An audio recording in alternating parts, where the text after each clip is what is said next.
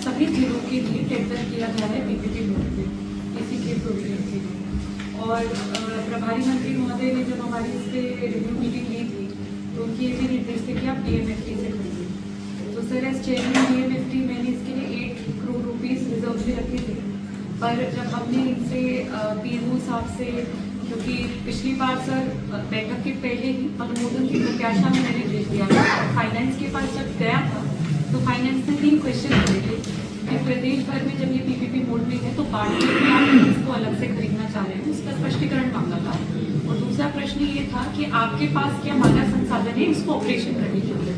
तो जब दोबारा इस पे बात चली और दोबारा अपनी बैठक भी जब थी तब हमने पीएमओ साहब को लिखा था, पीएमओ साहब ने डॉक्टर्स की कमेटी बनाई थी, तो उस कमेटी ने नेगेटिव रिपोर्ट मुझे भेजी है कि हमारे पास संसाधन नहीं है इसको चलाने की और इसे पीपीपी मोड पे करना है।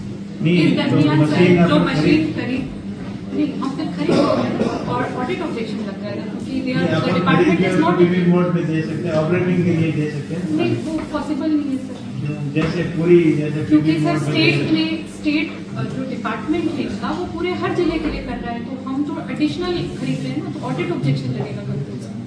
दूसरे जिलों में तो ऑलरेडी व्यवस्था है, यहाँ कहीं नहीं सर, यहाँ पे अब उन्होंने जिस कंपनी को इन्होंने दिया था उसके लिए 6 मंथ्स का एक्सटेंशन आ गया है। अब हमने क्योंकि ये टेंडर वापस से कर रहे हैं तो हमने उनको ये शर्त रखी कि जिला अस्पताल में ही वो ऑपरेट हो तो मुद्दा ये है ना कि बाहरी लोगों को जाने में दिक्कत हो रही है। तो कब तक हो जाएगा? ये तो इनके विभाग से टेंडर होना है तो प्रक्रिया स्टार्ट होगी क्या? हमारे से होना है, पीएमओ साहब उनके बच्चे की शादी नहीं, तो 1.5 साल से यही बात हो रही है। मीटिंग में भी यही मामला होता है, हर मीटिंग के अंदर जब प्रधान मंत्री जी आए तो उस मीटिंग में भी ये था। इसमें रिजर्व रखे हैं डीएमएफटी में। नहीं, सोल्यूशन क्यों नहीं हो पा रहा? सर इसमें सोल्यूशन बिल्कुल हो रहा है, अपन उसके नियर ही हैं। एक तो सर अभी स्टॉक गैप के लिए सरकार ने 6 महीने का एक्सटेंशन दे दिया है, जिसके साथ हम पीपीपी में कर रहे थे, वापस से टेंडर करके अभी हम 6 मंथ्स के लिए तो कर रहे हैं। दूसरा सर जो मेजर सोल्यूशन है कि विभाग है वो हर जिले के लिए कर रहा है। और तीसरा सर फिर भी मैंने 8 करोड़ इसको रिजर्व में रखे हुए हैं डीएमएफटी में, इसको खरीदने के लिए अगर ये दोनों फेल हो गए। नहीं दिए सिटी और कैथ लैब की दोनों की दी। कैथ लैब का अलग है, उसकी कुछ अलग ये सीटी स्कैन का ही अलग 8 करोड़ का एस्टिमेट है।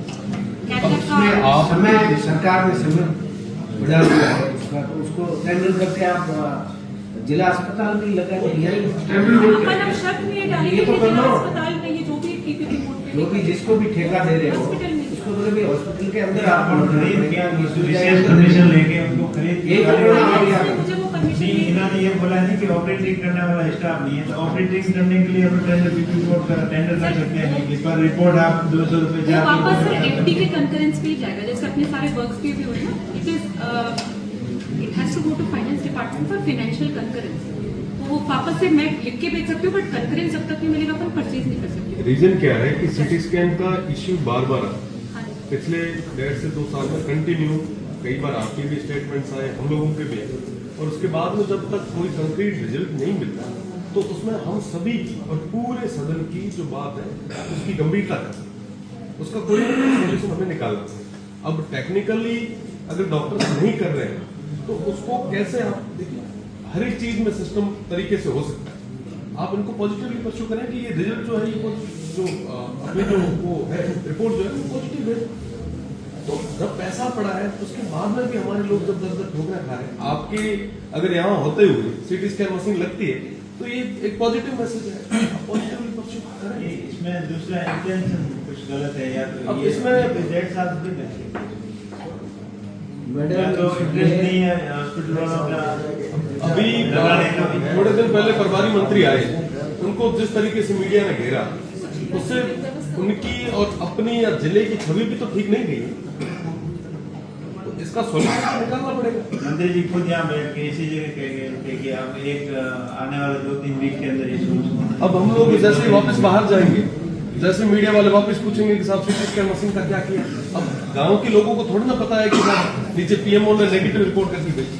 सोल्यूशन क्या है? और ये कोई एक दिन का नहीं है, 2 साल से हो रहा है। हर मीटिंग में इसी बात पे चर्चा होती है, हर मीटिंग में इसी बात पे चर्चा होती है।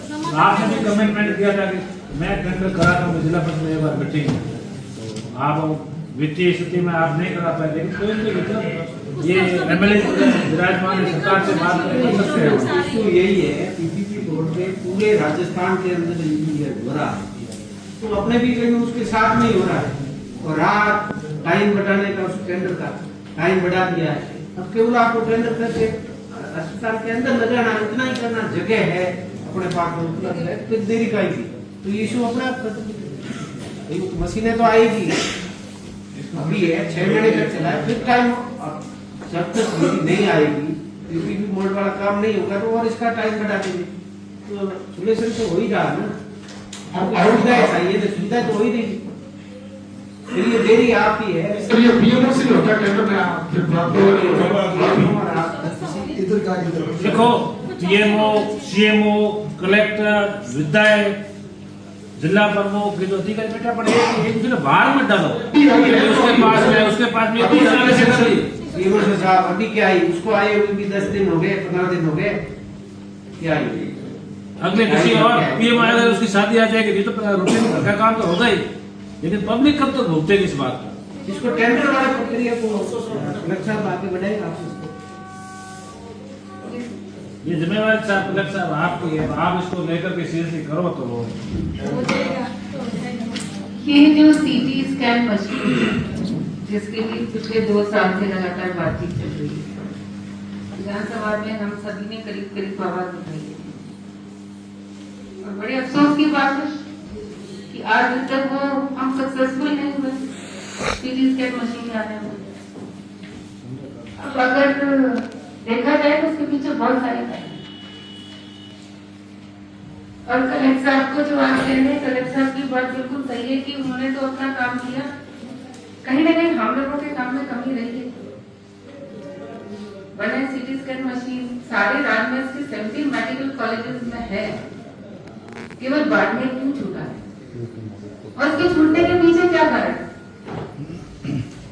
मैं ज्यादा लंबी बात नहीं करूंगी, क्योंकि अंदर के अंदर हम सब जानते हैं कि समस्या कहाँ है और क्या है, लेकिन इसकी परेशानी बाड़मेर की जनता झेल रही है। और इस मुद्दे पे सीएम साहब ने स्पेशली जब उनकी जानकारी में मैं लेकर आई, तो उन्होंने वो फाइल का पता किया, वो फाइल मूव हुई है, अभी फाइनेंस डिपार्टमेंट में है। मैं फिर आज कलेक्टर साहब से निवेदन करूंगी कि आप प्लीज इसको फॉलो करें और पता करें, क्योंकि वो जो फाइल अभी तक अटकी हुई थी वो मूव करी है, फाइनेंस डिपार्टमेंट में गई, ठीक है। तो अब ठीक है, ये तो एक टेम्पररी आपने व्यवस्था की है कि टेंडर बढ़ा है, लेकिन ये टेंडर बनाना, टेंडर बढ़ाओ, इसी यही कारण है कि हमारे यहाँ अभी तक सीटी स्कैन मशीन हम नहीं ला पाए। नहीं, टेंडर तो बढ़ा दिया, लेकिन इसको पेशेंट को कितनी तकलीफ हो रही है वहाँ, अगर अंदर हो रहा है वही काम 10 मिनट में हो जाए, वही काम 2 घंटे लगते हैं, और प्रत्येक जिला मुख्यालय पर है और अपने यहाँ पे समस्या है, तो अपना दूसरा जिलों से अपन लिंक नहीं करते हुए अपनी समस्या को देखते हुए इसका तुरंत समाधान करो। नहीं अतुल जी, आप बिल्कुल सही कह रहे हैं। अब हमारे पास और कोई सोल्यूशन नहीं है, क्योंकि एक बार टेंडर बढ़ गया तो आप ये मान लो कि 6 महीने की फिर गई, लेकिन इस 6 महीने के अंदर कम से कम पीएमओ और सब ये तय करें कि वो जो सीटी स्कैन मशीन है वो इन कैंपस ऑपरेट करने के लिए इसको पाबंद करें, और नहीं तो आप जिसको भी टेंडर कर रहे हो वो टेंडर नहीं होगा जब तक वो इन कैंपस